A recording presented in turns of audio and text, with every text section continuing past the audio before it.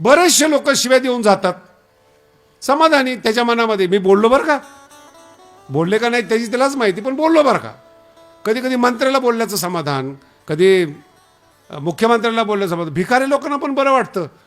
ते हरिद्वारला शिकायला होतो माझ्याबरोबर. माझे भाग्य खूप चांगले चांगले चांगले संत जीवनामध्ये भेटले, उपदेश केला.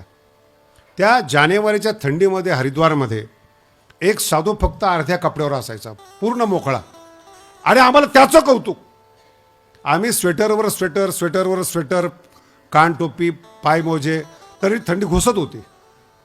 हा मस्त फरक. तरुण साधू मस्त ताकद फिकत, थंडीच लागत नव्हती किंवा सहन करत असेल. थंडीची पण आपली की विशेषता असते बरं का.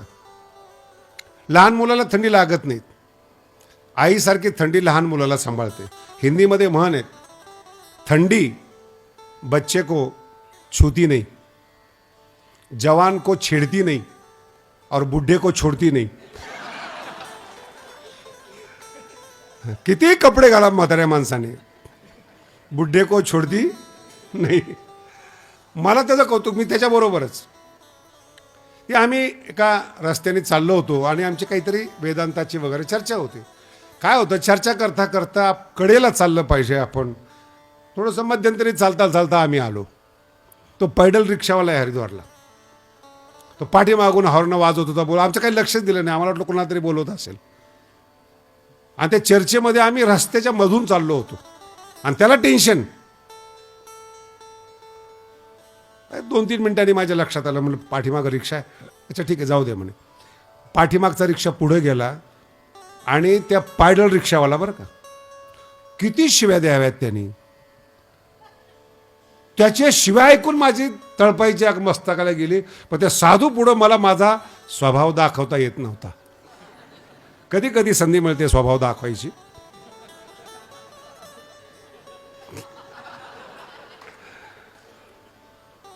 मी त्या साधूला म्हटलं, स्वामी जी आप तो संत है लेकिन थोड़ा हमको खुला करो जरा. क्यों, कितनी गाली दे रहा है. बोलते नहीं तो क्या है इसमें. याची ताकद. हा एकलाच 10 रिक्षावाल्याला नीट गार करेल एवढी ताकद याच्यामध्ये. तो शांत. आम्ही पोरं, आमच्या अंगात भांडणं केले पाहिजेत. तसा स्वभाव पहिल्यापासूनच आहे माझा. 15-20 मिनिटांनंतर तो गेला निघून शिव्या देऊन. आश्रमात गेल्यानंतर ते मला राहवतच नव्हतं. मी स्वामीजीला विचारलं, स्वामीजी ठीक है आप संत है, हम तो अभी संत बने नहीं है, बन रहे हैं, लेकिन हमको तो झगड़ा करने देते ना. स्वामीजी बोले, अरे मेरे बारे में आपको कुछ मालूम है क्या. बोले नहीं, मैंने अपने ज़माने में जीवन में LLM किया हुआ है. भारत का संविधान कैसा होता है मुझे मालूम है. मारना क्या होता है मुझे मालूम है. मैं बहुत लड़ने वाला था, बहुत लड़ने वाला था. अब महात्मा बना हूं. अब समझ में आया, लढणं आहे ना, भांडायचे ना, ते व्यवस्थित भांडा, चांगल्याशी भांडा. रिक्षावाल्याशी काय भांडायचं. पोटासाठी जो रिक्षा चालवतो त्याच्याशी काय भांडायचं. नाम पाठ मौन. त्याला आनंद वाटला शिव्या दिल्या त्यांनी. बरं, त्याला आनंद का वाटला. एवढा मोठा पैलवान साधू, त्याला आपण शिव्या दिल्या, मनात समाधानी.